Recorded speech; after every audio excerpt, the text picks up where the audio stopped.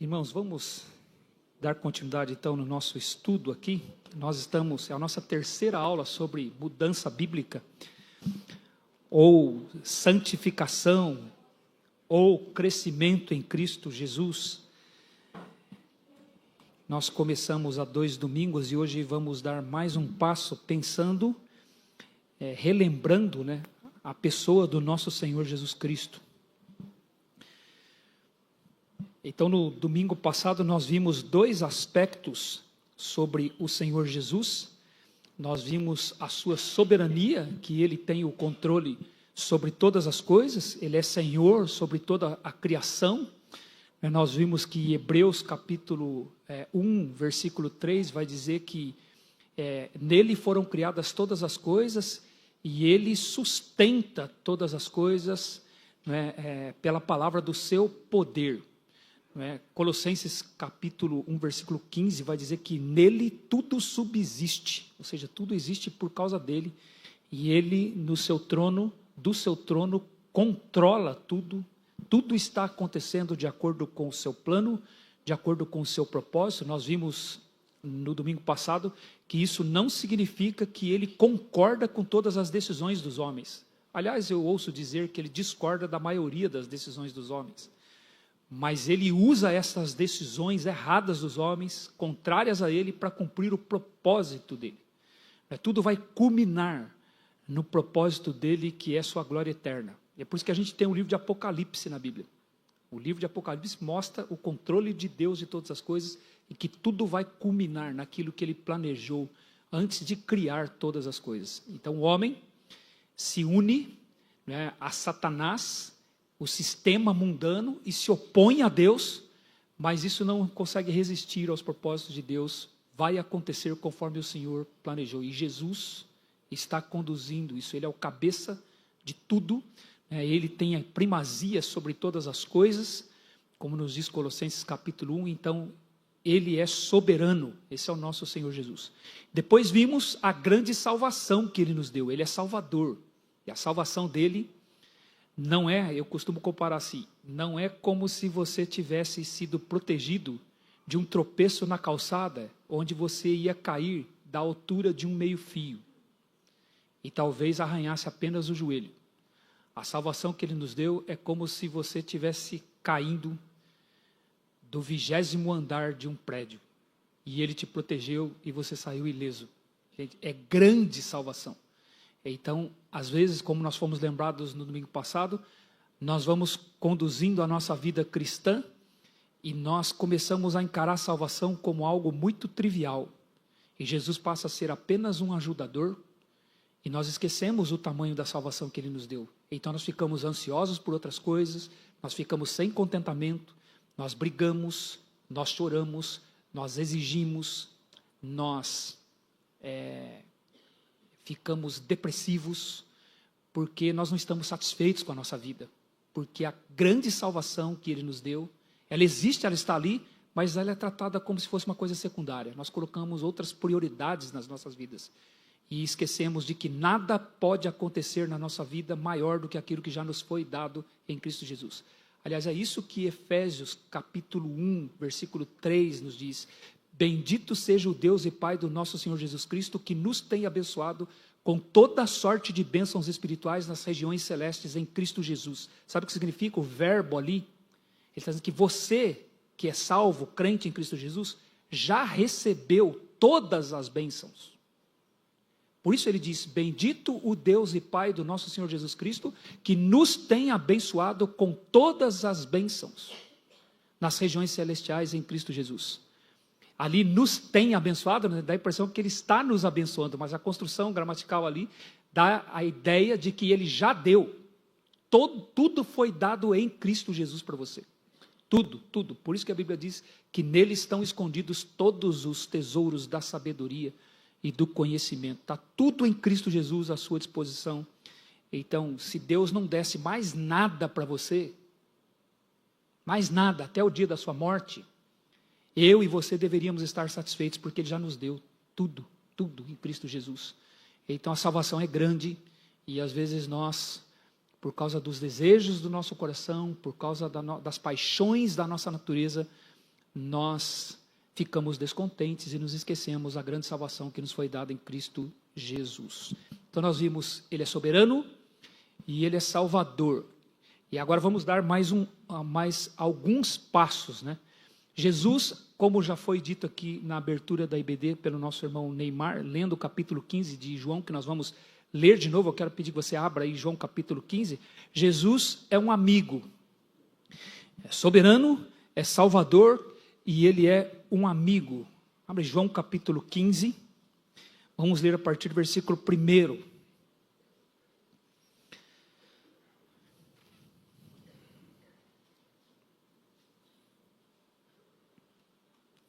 João capítulo 15,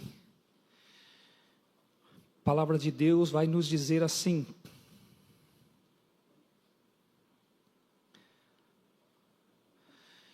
eu sou a videira verdadeira e meu pai é o agricultor. Todo ramo que, estando em mim, não der fruto, ele o corta, e todo o que dá fruto limpa, para que produza mais fruto ainda. Vós já estáis limpos pela palavra que vos tenho falado. Permanecei em mim, e eu permanecerei em vós. Como não pode o ramo produzir fruto de si mesmo, se não permanecer na videira, assim nem vós o podeis dar, se não permanecerdes em mim. Eu sou a videira, vós os ramos. Quem permanece em mim e eu nele, esse dá muito fruto, porque sem mim nada podeis fazer. Se alguém não permanecer em mim, será lançado fora, à semelhança do ramo, e secará. E o apanham, lançam no fogo e o queimam. Se permanecerdes em mim e as minhas palavras permanecerem em vós, pedireis o que quiserdes e vos será feito. Nisto é glorificado meu Pai, em que deis muito fruto, e assim vos tornareis meus discípulos. Como o Pai me amou, também eu vos amei, permanecei no meu amor. Se guardardes os meus mandamentos, permanecereis no meu amor, assim como também eu tenho guardado os mandamentos de meu Pai, e no seu amor permaneço. Tenho-vos dito estas coisas para que o meu gozo esteja em vós e o vosso gozo seja completo. O meu mandamento é este, que vos ameis uns aos outros, assim como eu vos amei. Ninguém tem maior amor do que este, de dar a alguém a própria vida em favor dos seus amigos. Vós sois meus amigos se fazeis o que eu vos mando. Já não vos chamo servos, porque o servo não sabe o que faz o seu senhor, mas tenho-vos chamado amigos, porque tudo quanto ouvi de meu Pai vos tenho dado a conhecer. Não fostes vós que me escolhestes a mim, pelo contrário, eu vos escolhi a vós outros e vos designei para que vades e deis frutos, e o vosso fruto permaneça, a fim de que tudo quanto pedirdes ao Pai em meu nome, ele vô-lo conceda. Isto vos mando, que ameis uns aos outros. Então aqui no capítulo 15, é esse texto clássico onde Jesus ele afirma que ele é um amigo dos seus discípulos, ele é um amigo dos seus seguidores. Então nesse capítulo aqui nós podemos pensar e refletir sobre o que significa essa amizade de Jesus, o fato dele ter se colocado como um amigo dos seus servos. A amizade de Jesus, ela significa que ele é suficiente para os seus seguidores. Ele é suficiente. Nada mais deve ou precisa ser acrescentado sobre Jesus na nossa vida. Ele é tudo, ele é suficiente. É o que ele mesmo diz nos versículos de 1 a 5. Não é? Ele diz no começo ele conta uma pequena parábola, que ele faz uma comparação, né, com a videira e os seus ramos. E ele diz que ele é a videira e os seus seguidores, os seus servos, os seus discípulos, são os ramos. Então, como um amigo suficiente, ele é aquele que fala com os seus servos. Ele diz que Deus deseja colher frutos nos ramos dessa videira, e os ramos somos nós. Então, para que esses ramos possam produzir frutos, ele diz que Deus limpa esses ramos. E como Deus limpa? É muito interessante, irmãos, a nossa região aqui não é uma região de vinhedos, né? A gente não tem muita intimidade com a videira, né? Mas quando você tem até um livro interessante sobre isso, um livro antigo já, e eu li esse livro há alguns anos atrás. Eu não tenho esse livro, eu li à época porque alguém me emprestou, que chama Os Segredos da Vinha, e é um livro escrito todinho baseado em João capítulo 15. Esse livro não foi mais publicado, e está sendo vendido, usado na internet, e o preço eu achei bem caro, né? É um livro pequeno, ele não tem muitas páginas, e eu vi a um preço de R$180, R$200, e eu imagino que o segredo está sendo guardado às 7 chaves, os segredos da vinha, né? Porque quem tem o livro usado está vendendo e pedindo caro nele, né? É uma reflexão que o autor fez. O autor tem o conhecimento de como funciona uma vinha, e ele usou todo o seu conhecimento que ele tem da vinha, e explorando essa comparação que Jesus faz aqui do seu relacionamento com seus servos, dizendo que Deus, ele é o viticultor, né? Deus é o agricultor, Jesus é a videira, e os seus servos são os ramos da videira. Então, quando a videira ela vai produzindo, ele vai cortando os ramos que não produzem, porque os ramos que não produzem atrapalham os ramos que produzem. E os ramos que produzem, então, ele vai limpando, ele suspende, ele amarra, ele põe eles mais expostos ao sol, para que eles possam produzir mais ainda, porque Deus quer colher frutos na sua videira. E isso é muito significativo, irmãos, desse relacionamento de Deus conosco, o desejo dele de encontrar frutos em nós, porque no começo do livro de Isaías, Deus faz essa mesma comparação.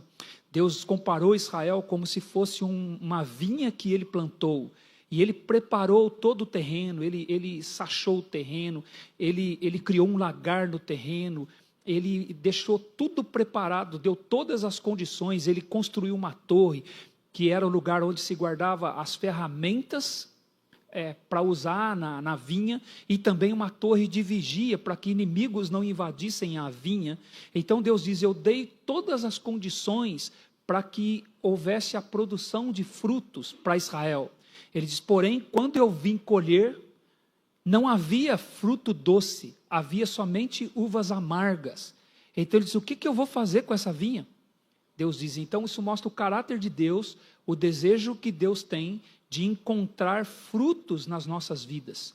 E aqui Jesus diz, usa a mesma comparação que é usada em Isaías, lá nos primeiros capítulos de Isaías.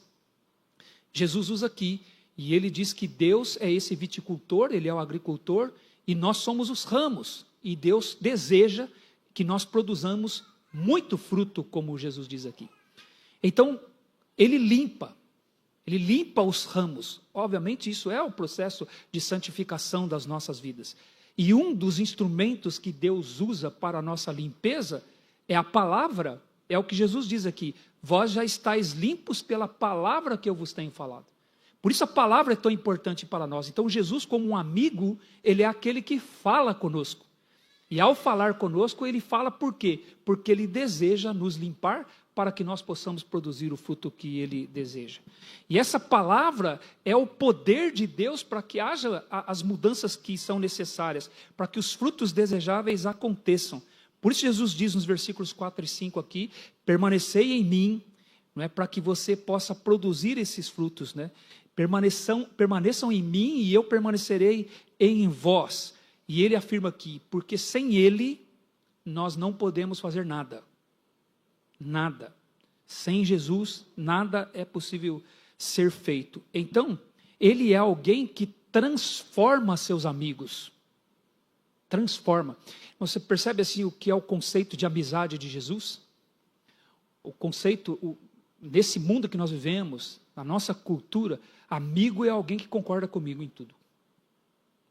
As pessoas veem como amigo aquele que apoia em tudo. Aliás, essa palavra apoio é muito usada. Eu preciso de apoio. E se alguém vem e corrige, eu não gosto, não é meu amigo. Meu amigo é quem me apoia, eu preciso de apoio. Então, o nosso coração caído, a cultura desse mundo, esse sistema mundano, ele sempre quer apoio. Apoio.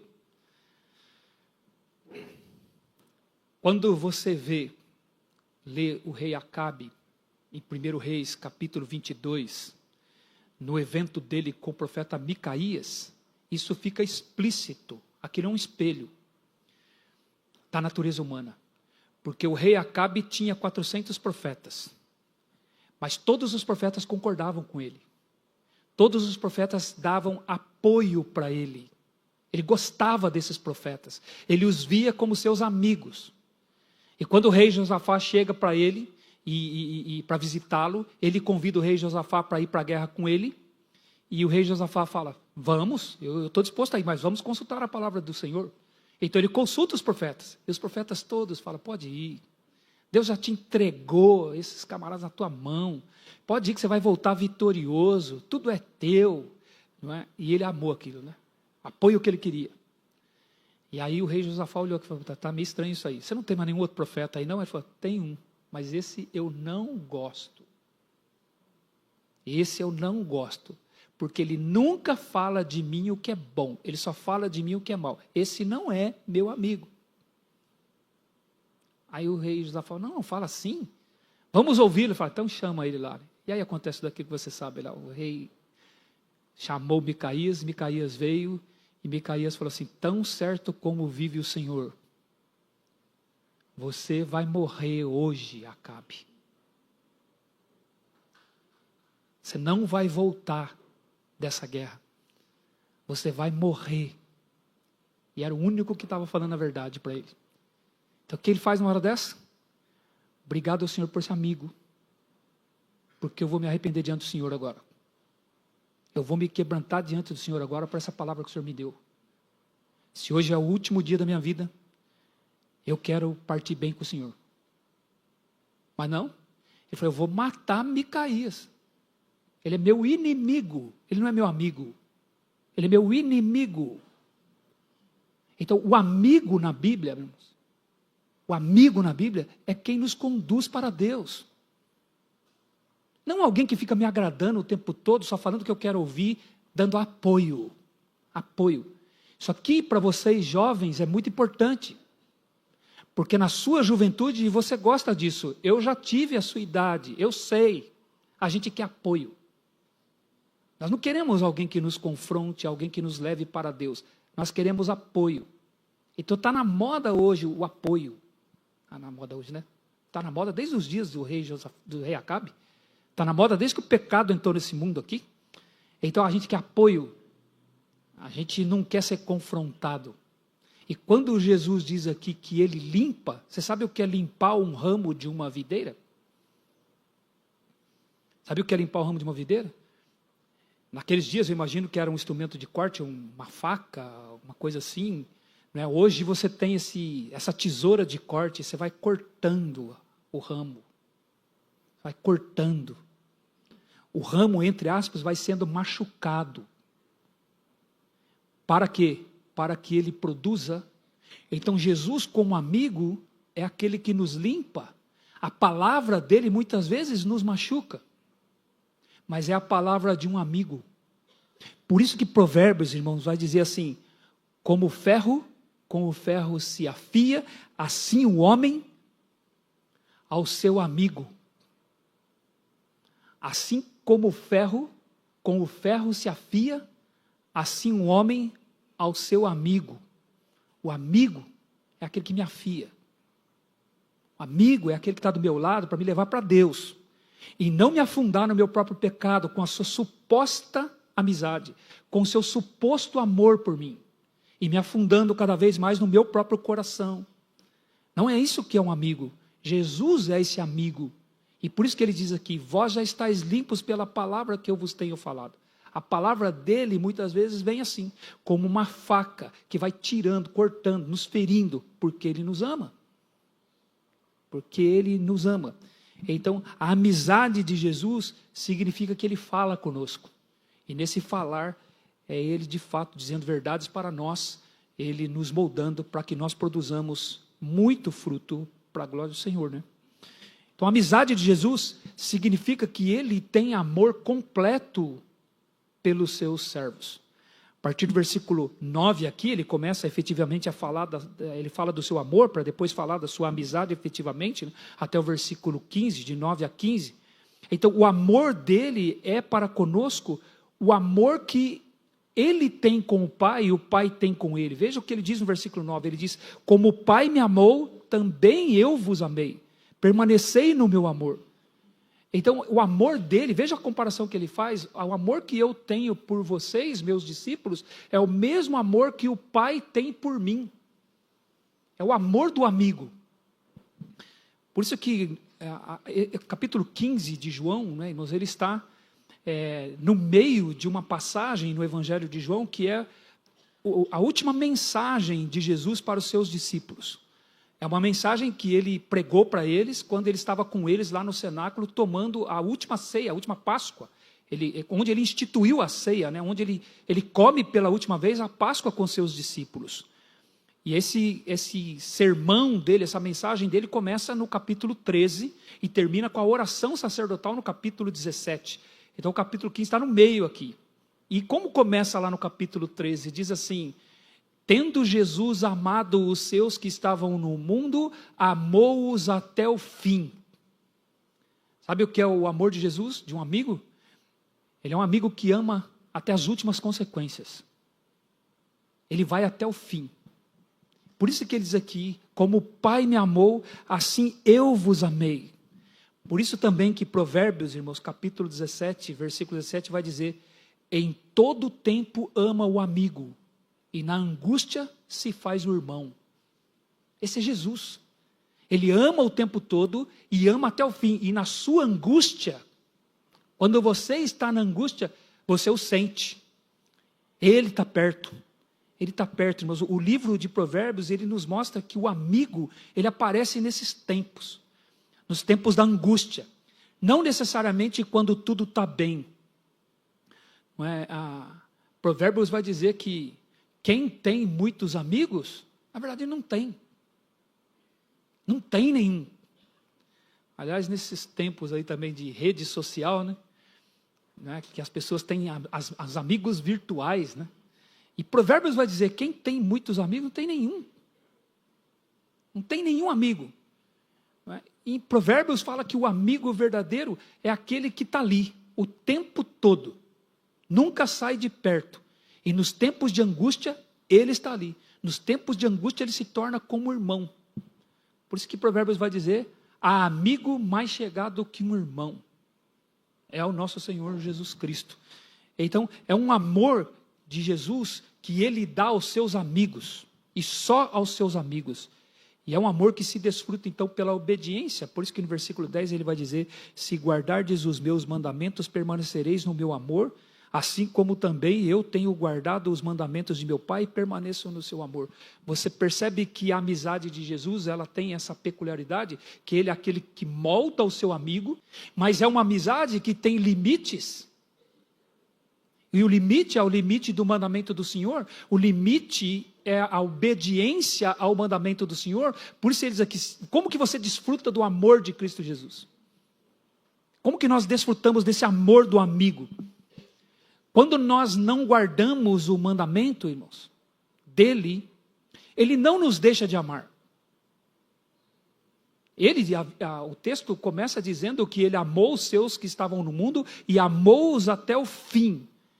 Então, quando nós não guardamos o mandamento dele, ele não nos deixa de amar. O amor dele está baseado na aliança dele. E a aliança dele não está sujeita, não está submetida à nossa obediência. Ele ama e acabou. Ele é assim. É por isso que nós cremos que o crente não perde a salvação. Porque o amor dele é até o fim. Porém, quando eu não guardo os seus mandamentos, eu deixo de desfrutar do seu amor. O amor continua lá, à disposição. Mas eu deixo de desfrutar do amor dele quando eu não guardo os seus mandamentos. A amizade de Jesus, ela tem esse limite. Desfruta-se do amor dele por guardar os seus mandamentos. É o que ele afirma aqui. E é um amor que faz com que ele se entregue totalmente aos seus amigos, aos seus servos. É o que ele diz no versículo 13. Ninguém tem maior amor do que este de dar a alguém a própria vida em favor dos seus amigos. Então é um amor que vai até o fim. Na verdade, o amor de Jesus é o amor sem ressalvas. Sem ressalvas. É o amor até o fim. E aí ele afirma então que o amor do amigo, irmãos, o relacionamento do amigo é o relacionamento que não permite segredos. Não há segredos, é o que ele diz no versículo 15, já não vos chamo servos, porque o servo não sabe o que faz o seu senhor, mas tenho-vos chamado amigos, porque tudo quanto ouvi de meu Pai vos tenho dado a conhecer. Há uma peculiaridade no Evangelho de João, nós vamos ver isso também, continuando falando sobre Jesus e refletindo sobre ele. No Evangelho de João, 2 verbos gregos para amor são usados. A boa parte deles é o verbo ágape, que significa o amor sacrificial, o amor racional, o amor da aliança, que não muda nunca, independente das circunstâncias, ele está ali, ele está presente. Mas também, no Evangelho de João, aparece um outro verbo para amor, que é o verbo filéu, que é de onde nós tiramos filantropia, por exemplo. O que é o filântropo? O filântropo é aquele que ama o seu semelhante. É daí que tira-se a ideia de assistir às necessidades, assistência social, por exemplo, não é? Vem desse conceito. No entanto, esses 2 verbos, eles têm diferenças, e no Evangelho de João, eles não aparecem, irmãos, apenas coincidentemente e sem querer dar um significado diferente para eles. Há um significado diferente nestes verbos, especialmente no Evangelho de João. E quando Jesus diz aqui, vós sois meus amigos, a palavra amigo, no grego, tem a mesma raiz do verbo para amar, o verbo filéu.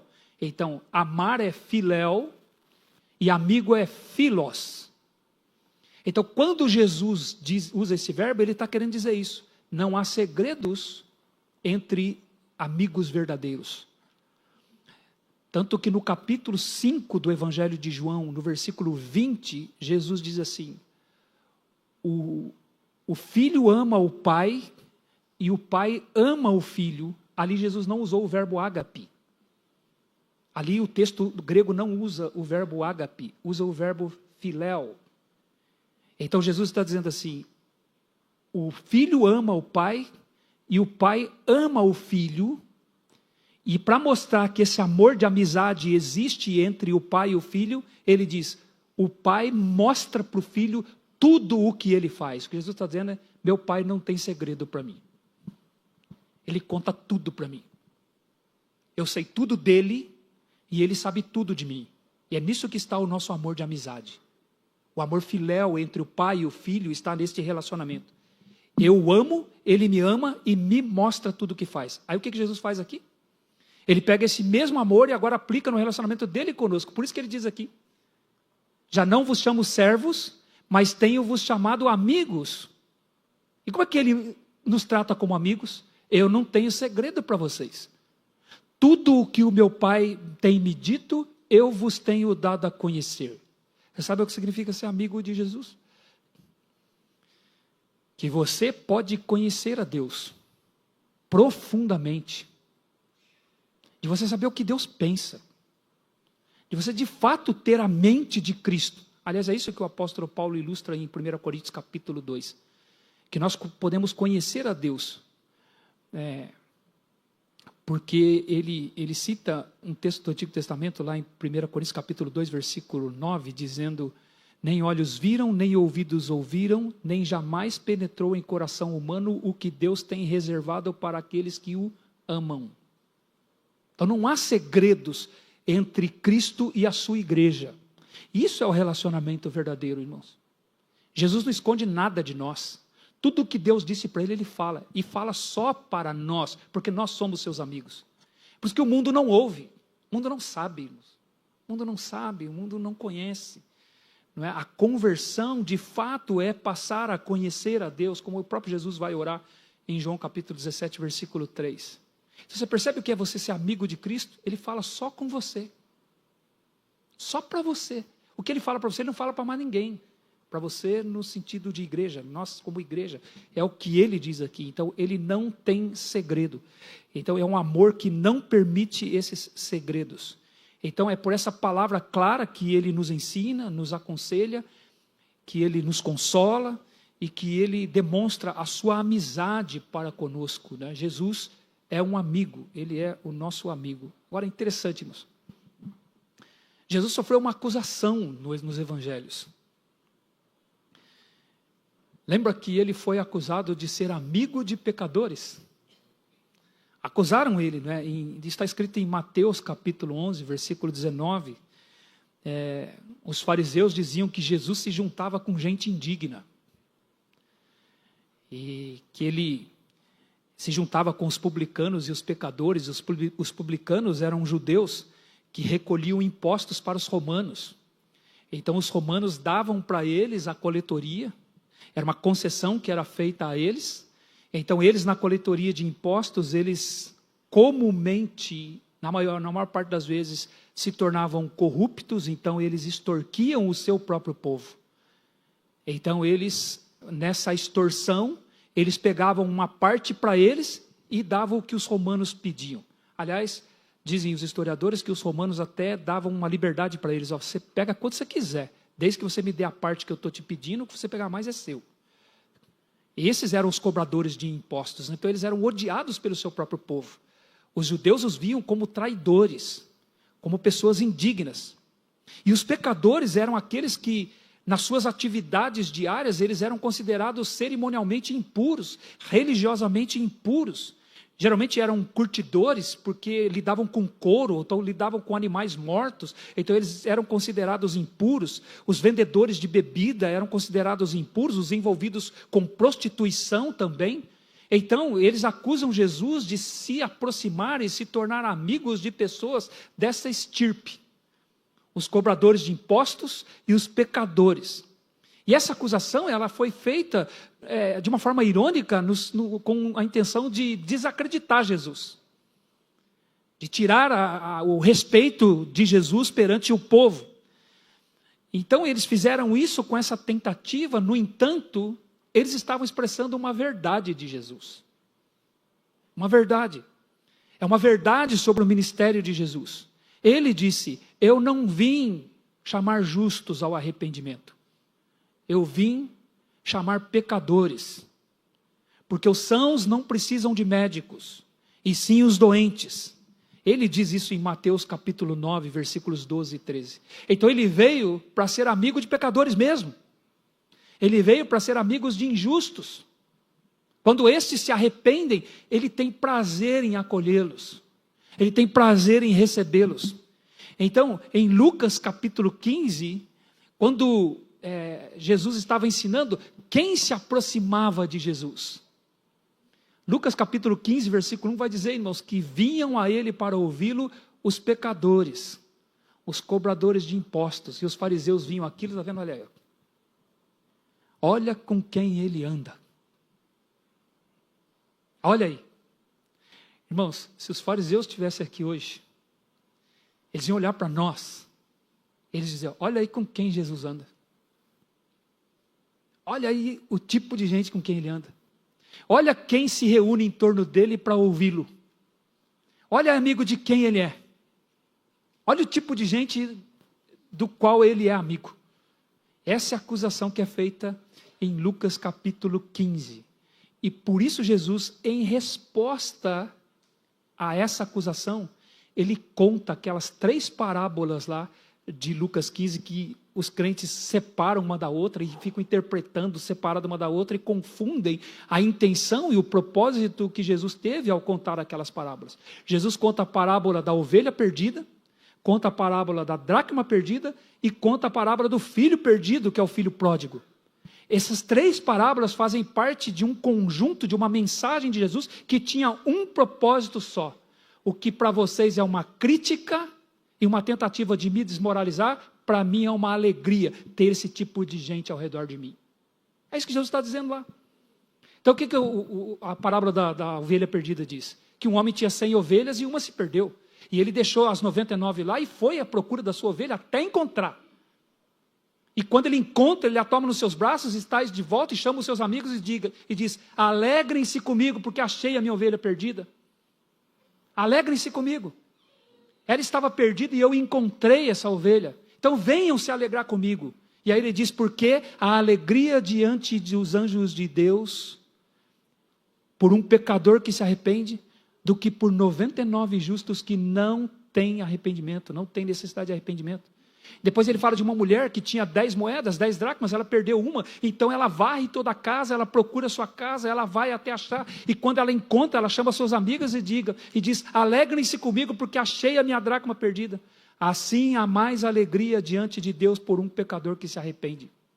É o que ele diz. E depois ele diz, um homem tinha 2 filhos, o mais novo dele disse, pai, dá-me a parte da herança. Passado alguns dias o pai deu. Então tem todo um contexto ali, naquela parábola, né, de uma ofensa tão grande ao pai, porque naqueles dias você pedia a herança para o pai, que o pai estando ainda vivo, você estava dizendo, pai, meu desejo é que você esteja morto. Eu quero que você morra. E aquele filho chega, pai, dá a minha parte da herança. E o pai dá.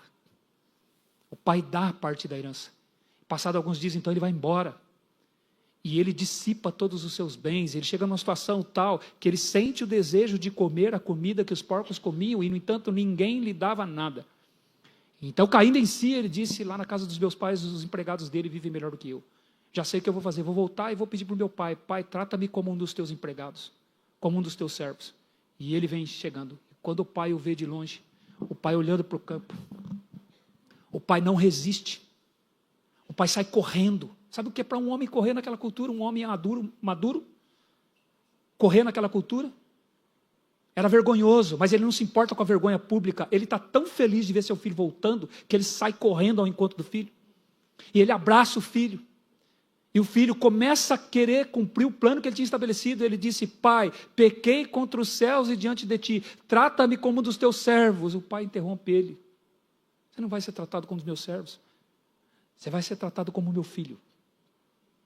Dá um banho nele, põe a minha túnica sobre ele, porque é o meu relacionamento com ele, põe o meu anel no dedo dele, porque é a autoridade que ele tem como meu filho, põe umas sandálias nos pés dele, porque ele tem liberdade de andar na minha casa, onde ele quiser, porque este meu filho estava morto e reviveu, e ele deu uma festa, para expressar a alegria dele em ter recebido seu filho perdido.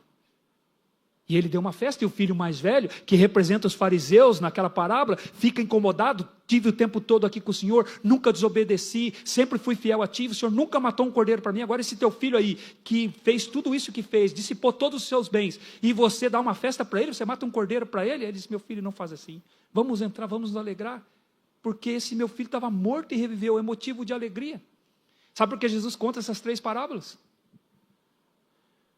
Ele está dizendo para os fariseus, porque o que para vocês é motivo de crítica, e uma tentativa de me desmoralizar, isso aqui é o caráter do meu pai.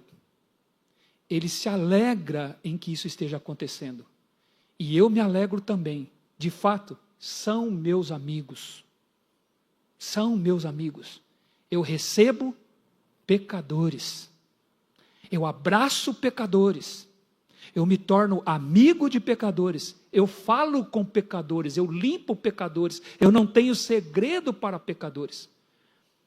Então ele é o nosso amigo, independente de nós, da nossa fraqueza, da nossa fragilidade, dos nossos pecados contra ele, ele é o nosso amigo, ele é o amigo de pecadores. Então, o que um amigo faz? Um amigo compartilha o seu coração, um amigo escuta, um amigo se apresenta nos tempos de necessidade, um amigo se solidariza com alegria para com aqueles que precisam, e um amigo está sempre presente no sofrimento. Irmãos, é muito interessante isso na Bíblia, e também nós percebemos isso na nossa experiência pessoal com Deus. Nós experimentamos Deus o tempo todo. Nós experimentamos Jesus o tempo todo. Mas nos momentos em que nós estamos com dor, são os momentos que nós percebemos Jesus mais perto. Não sei se essa é a sua experiência, mas os momentos mais angustiantes da minha vida, parecia que ele estava segurando a minha mão. Parecia que estava assim, eu estava sentindo ele assim. Parece que não tem ninguém, irmãos. Nessa hora parece que não tem ninguém. Ninguém consegue substituir a presença dele. Ninguém consegue. Por mais que alguém tente, as pessoas não conseguem dizer palavras.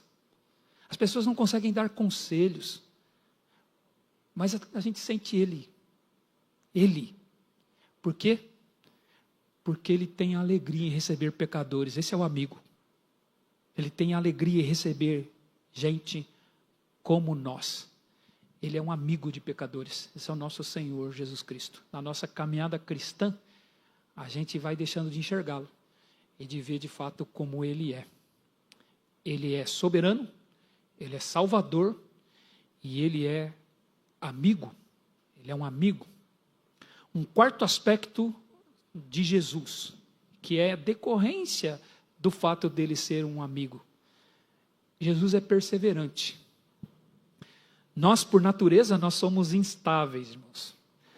Nós fazemos promessas, muitas vezes, e nós queremos manter o nosso compromisso com as pessoas, mas nós falhamos no cumprimento desse compromisso, nós hesitamos, nós não cumprimos o compromisso a contento nos nossos relacionamentos, nós somos falhos.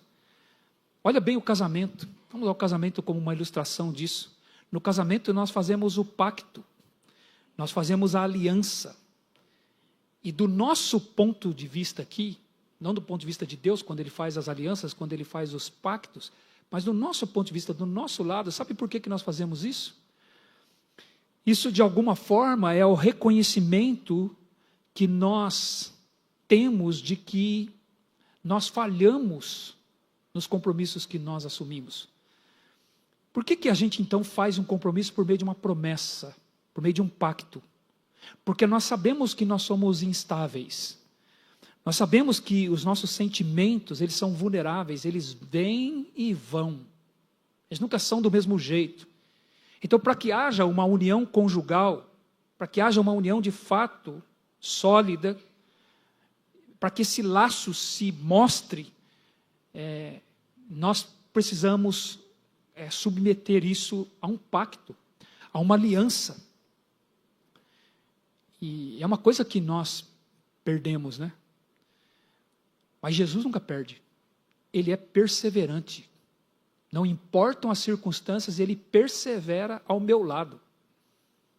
Ele persevera comigo. Mas nós temos necessidade de colocar isso debaixo de uma aliança e que até mesmo nós vemos a quebra dessa aliança. Mesmo sujeitando-se a uma aliança, mesmo fazendo uma promessa, nós vemos a quebra dessa aliança. Não é o caso de Jesus, sabe por quê? Porque ele é perseverante. Tem um poema, irmãos, o poema de Homero, né, tão conhecido, né? A Odisseia, né, tem como personagem o Odisseu, né? E ele conta que quando ele estava voltando, né, o poema conta que quando ele estava voltando da guerra de Troia e ia voltar para casa, e a viagem demoraria 10 anos de retorno daquelas guerras, e ele teria que passar de volta, e ele ansioso para chegar em casa para ver sua esposa e ver seus filhos. E imagina quanto tempo ele ficou longe, e ele tinha que voltar. Só que ele ia passar pela ilha das sereias. E todos que passavam ali, então as sereias começavam a cantar, e o cântico das sereias atraía os marinheiros, e eles viravam um navio e iam em direção à ilha, e aí o navio se chocava contra as pedras, e os marinheiros todos morriam por terem sido seduzidos pelo o canto da sereia. Daí que vem essa expressão, né? Caiu no canto da sereia, foi seduzido pelo canto da sereia. E aí nessa viagem ele passa num lugar e ele pede um conselho, ele diz assim: como eu posso passar incólume pela ilha das sereias? Como é que eu faço?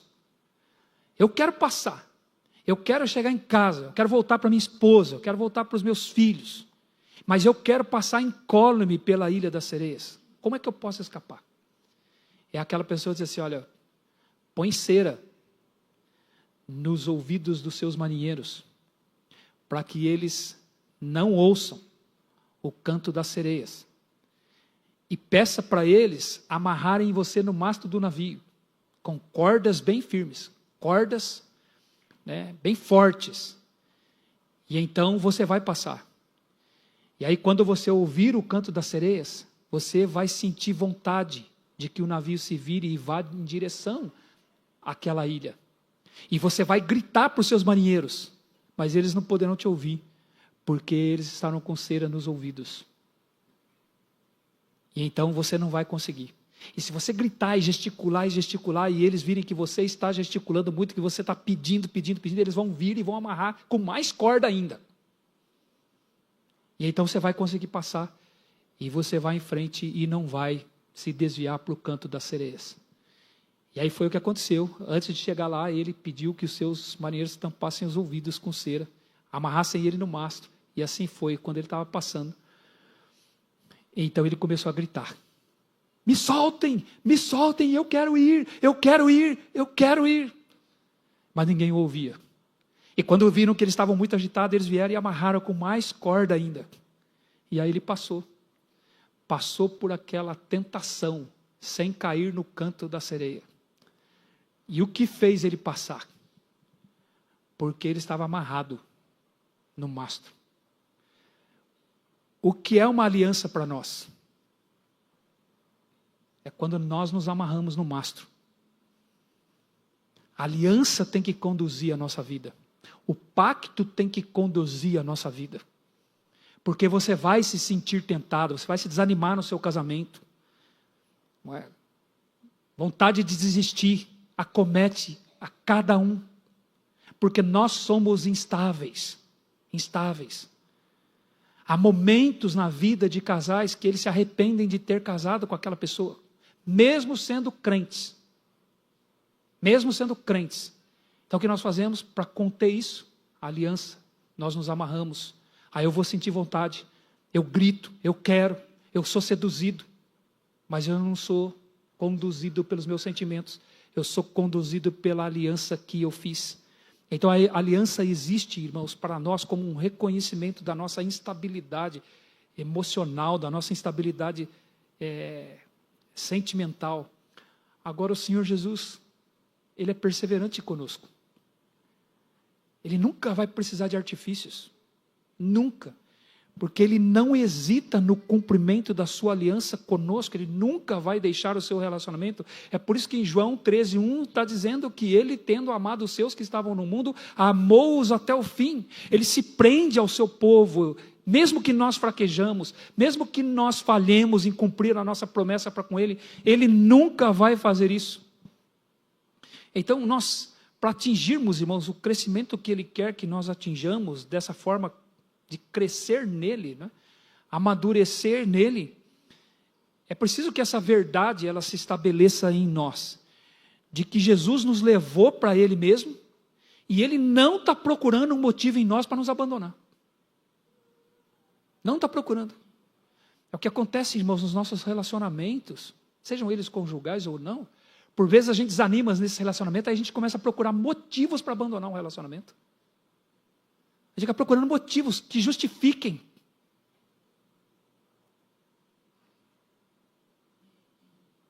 Há casais que, porque a Bíblia diz que só em caso de relações sexuais ilícitas é que o divórcio aconteceria, a pessoa começa até a desejar que o outro cometa uma traição para que tenha motivos justos para abandonar. Para que tenha motivos bíblicos para abandonar. É o nosso coração enganoso, o nosso coração injusto o tempo todo. Jesus não é assim. Ele persevera até o fim no relacionamento conosco. E essa verdade, irmãos, ela é ilustrada. Eu quero encerrar com isso. E achei que ia dar para falar mais de Jesus aqui, não é? Mas de fato ele é um tesouro que como nós vimos domingo passado, é insondável, é inescrutável. É muita coisa sobre Jesus para a gente refletir e sermos lembrados aqui. Nada que você está ouvindo aqui é novidade para você, você está sendo lembrado disso. Lembrado. Não é? Mas essa verdade de Jesus ser perseverante, ela é ilustrada no relacionamento dele com Pedro. Abra em Mateus capítulo 26.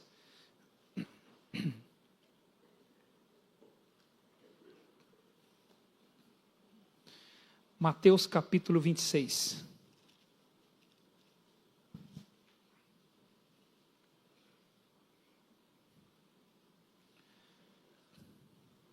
Versículos de 31 a 35. Mateus capítulo 26, versículos de 31 a 35.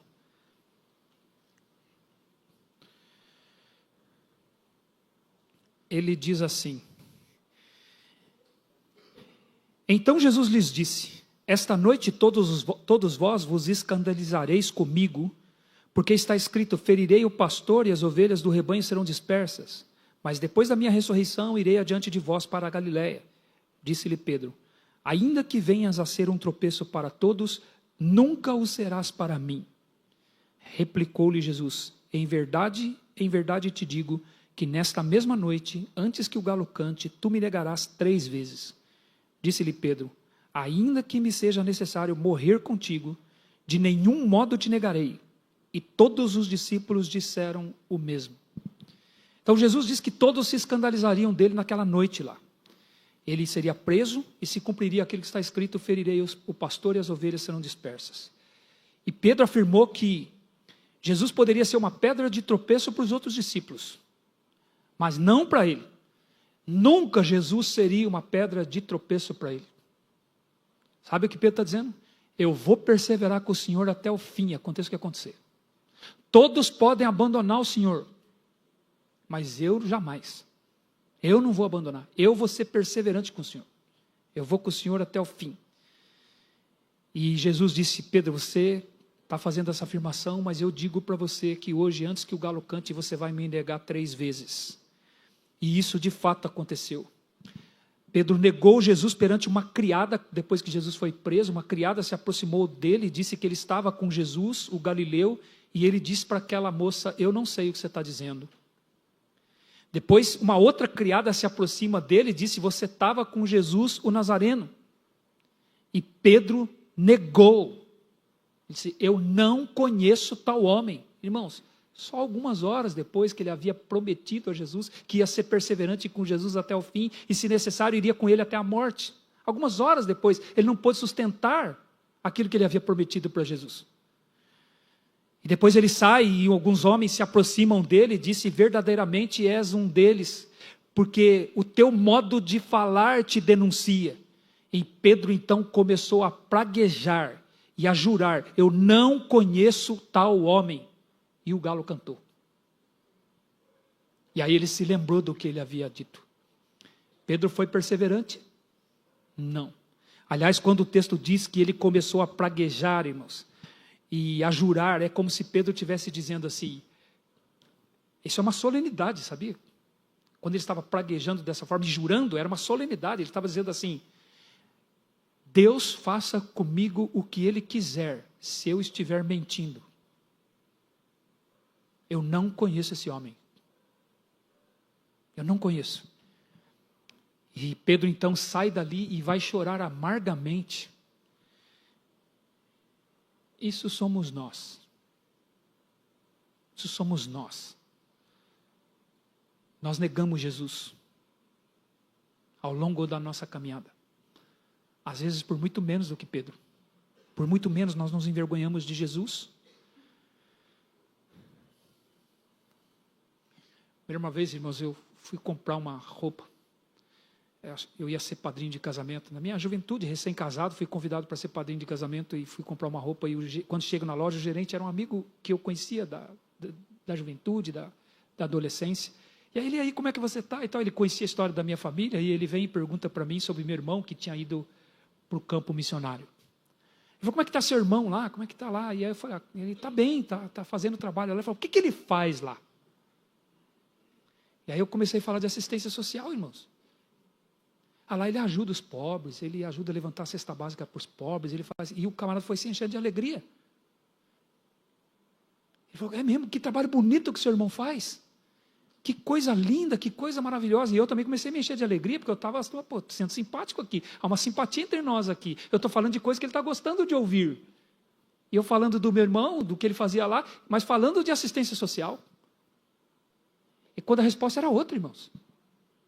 Ele foi lá, talvez não precisasse ser nesses termos assim, mas para ser bem resumido, ele foi lá porque aquelas pessoas estão caminhando para o inferno. E ele foi pregar para elas sobre Jesus, para livrá-las do inferno, para que Jesus as livre da condenação eterna. Só isso. Mas o que eu fiz? Eu comecei a falar do que ele gostava. Jesus ficou de lado. como sempre é o risco que nós corremos quando nós nos tornamos assistencialistas.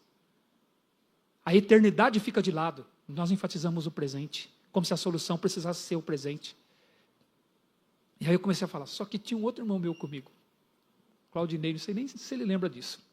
Nós estávamos juntos, lá na Bookman, comprando terno, porque ele também ia ser padrinho de casamento do mesmo casamento que eu, do nosso amigo.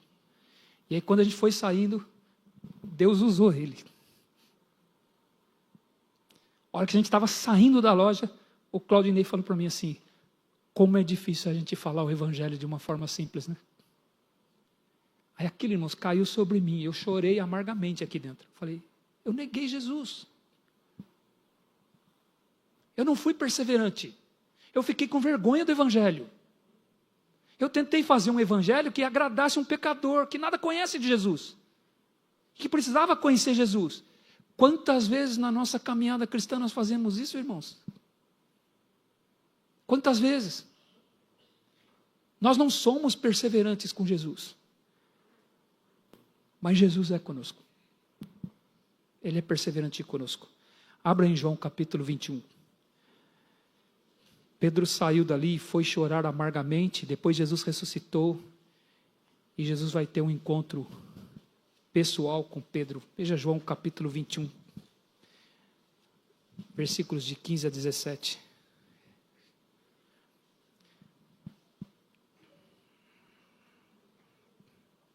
Ele diz assim, depois de terem comido, perguntou Jesus a Simão Pedro, Simão, filho de João, amas-me mais do que estes outros? Ele respondeu, sim, Senhor, tu sabes que te amo. Ele disse, apacenta os meus cordeiros. Tornou a perguntar-lhe pela segunda vez, Simão, filho de João, tu me amas? Ele respondeu, sim, Senhor, tu sabes que te amo. Disse-lhe Jesus, pastoreia as minhas ovelhas. Pela terceira vez, Jesus lhe perguntou, Simão, filho de João, tu me amas? Pedro entristeceu-se por ele lhe ter dito pela terceira vez, tu me amas? E respondeu-lhe, Senhor, tu sabes todas as coisas, tu sabes que eu te amo. E Jesus lhe disse, apacenta as minhas ovelhas. Pedro quebrou a promessa. Pedro, irmãos, traiu Jesus. Ele negou Jesus.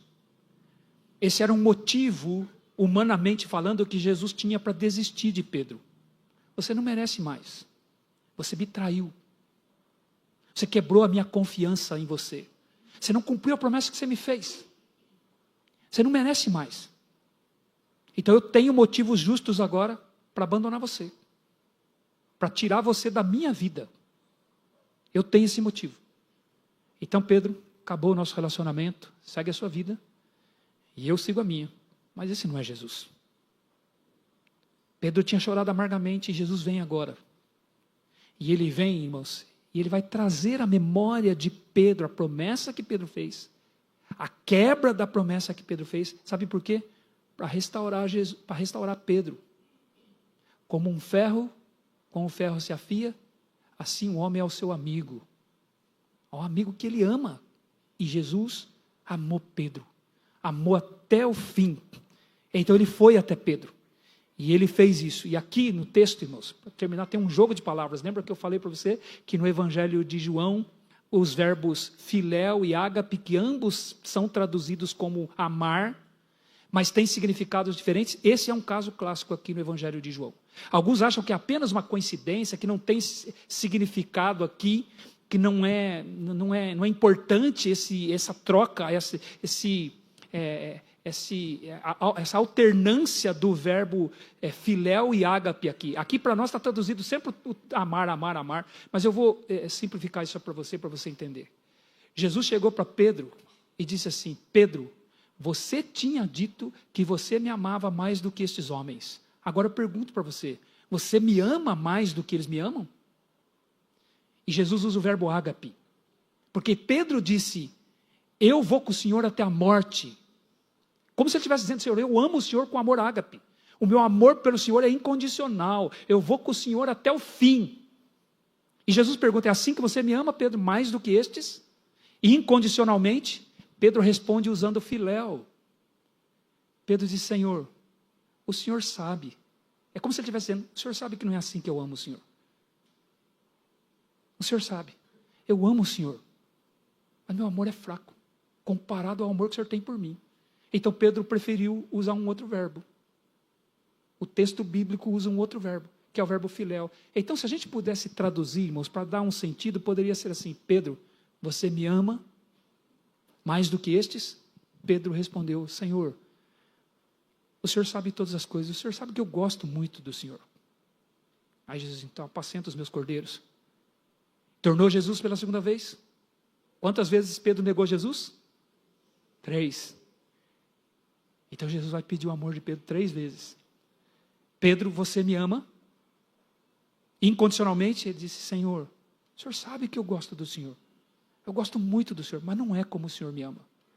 Pedro está humilde agora. Está humilde, está quebrantado. Ele chorou amargamente. E está chorando ainda. E aí Jesus, pela terceira vez, agora Jesus troca o verbo. Jesus desce ao nível de Pedro. Ele disse: Pedro, então deixa eu perguntar para você, Pedro, você gosta muito de mim? Por isso que está escrito, irmãos, Pedro entristeceu-se pela terceira vez Jesus ter perguntado: você gosta de mim? Pedro se entristeceu quando ele viu que Jesus desceu. Ele falou: tá bom, Pedro, eu não vou ficar com você exigindo de você esse amor. Eu aceito o amor que você tem para mim. Eu não desisto de você. Então deixa eu perguntar, então você gosta muito de mim? Ele: Senhor, o Senhor sabe que eu gosto. Por isso que está escrito, Pedro se entristeceu por Jesus ter perguntado na terceira vez: amas-me? Ou gosta muito de mim? Então Pedro não se entristeceu porque Jesus perguntou 3 vezes. Pedro se entristeceu porque na terceira vez Jesus usou o verbo que ele, Pedro, estava usando para responder. Entende isso? Está claro isso? E Pedro se entristeceu de novo, irmãos. Na primeira vez ele se entristeceu por causa do pecado dele. Agora ele se entristece por causa da palavra de Jesus, que estava afiando ele, limpando ele. É assim que o Senhor faz, como um perseverante para nós. Ele nos entristece, para nos levar a reconhecer as nossas falhas, os nossos pecados, a nossa quebra de aliança com Ele, para nos restaurar. Porque Ele é perseverante, Ele não desiste de nós. Nós desistimos das pessoas quando elas falham conosco. Nós desistimos das pessoas quando elas nos decepcionam. Não Jesus. Eu e você decepcionamos Ele muitas vezes. E Ele não desistiu de nós e nunca vai desistir. Ele vai conosco até o fim. E muitas vezes Ele vem e nos entristece. Sabe por quê? Porque Ele nos ama. Porque 2 Coríntios capítulo 7, versículo 10 vai dizer que a tristeza segundo Deus a ninguém traz pesar. Porque produz o arrependimento. Mas a tristeza do mundo produz a morte. Deus nos entristece muitas vezes para nos lembrar de quem somos nós. Porque Ele nos ama e está sendo perseverante conosco. Está do nosso lado. Esse é o nosso Senhor Jesus. Ele é o nosso amigo e Ele persevera conosco. Ele vai conosco até o fim. Tem outros aspectos de Jesus que nós vamos relembrar ainda, se o Senhor permitir, na nossa próxima aula. Amém? Você acredita nisso, né? Esse é o nosso Senhor Jesus, que por vezes nós nos esquecemos e o tratamos de forma tão trivial, tão trivial. Então, se nós vamos crescer em Cristo Jesus, é preciso que nós saibamos quem Ele é. Tá bom? Nós vamos orar. Após a oração, eu vou pedir para você permanecer, que eu gostaria de atualizar os irmãos sobre a situação da nossa casa aqui. 5 minutos nós fazemos isso, então eu vou pedir aos irmãos para permanecerem. Nosso Deus e Pai, nós queremos Te agradecer, Senhor, por esse tempo de reflexão, Senhor, a respeito da pessoa do nosso Senhor Jesus Cristo. Ó Pai, de fato, por vezes, Senhor, a imagem dele, Senhor, começa a diminuir no nosso coração, Senhor. Nós o tornamos, Senhor, como coisa comum, trivial para nós. E deixamos de nos surpreender com ele, Senhor. Deixamos, Senhor, de reconhecê-lo. E nós queremos, ó Pai, pedir a Tua misericórdia por causa disso, Senhor. Pedir que o Senhor seja misericordioso, Senhor, conosco. Nós queremos crescer nele, nós queremos crescer no conhecimento dele, nós queremos ser mais parecidos com ele, Senhor. Então, Nos ajuda, tenha misericórdia de nós. Nós queremos te agradecer por esse amor que Ele tem por nós. O amor, Senhor, que vai conosco até o fim, o amor que persevera, Senhor, que não desiste, Senhor, como Ele não desistiu de Pedro, Senhor. Certamente qualquer um de nós, ó Pai, teria visto nisso uma razão suficiente para abandonar Pedro, para desistir dele. Mas não o Senhor, Pai. Não o Senhor, e o Senhor é assim, e nós queremos te agradecer, Pai. Que nós, Senhor, não nos esqueçamos disso quando estiver acontecendo, Senhor. Nos lembre, Senhor. Lembra, Senhor, tenha misericórdia de nós. Nos ajuda, Pai. É o que nós te pedimos, Senhor, e fazemos isso no nome de Jesus. Amém, Senhor. Amém.